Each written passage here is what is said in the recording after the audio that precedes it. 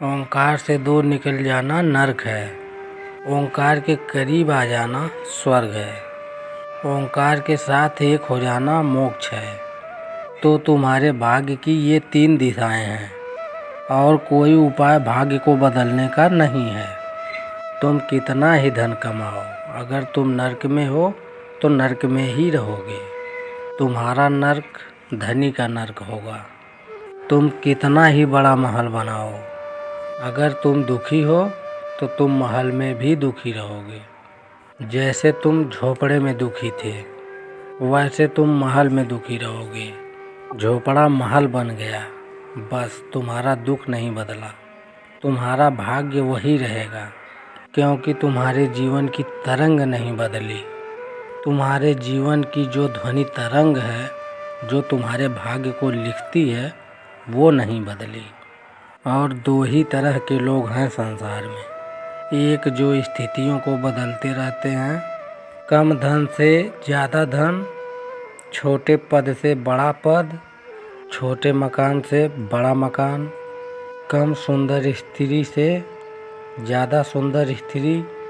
परिस्थिति को बदलते रहते हैं, लेकिन भाग्य की तरंग उनकी वही रहती है। उनमें कोई फर्क नहीं पड़ता। दूसरा वर्ग है जिसको हम साधक कहते हैं। वह जीवन की परिस्थिति की चिंता नहीं करता।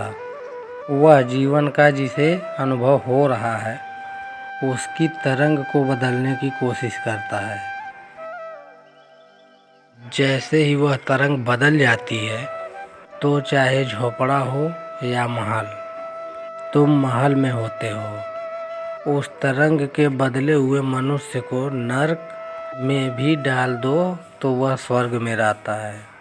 उसको नर्क में डालने का कोई उपाय नहीं है, क्योंकि उसके भीतर जो नाद बज रहा है वह जिस अहोभाव और आनंद को प्राप्त हुआ है, तुम उसे छीन नहीं सकते। तुम उसे आग में डाल दो।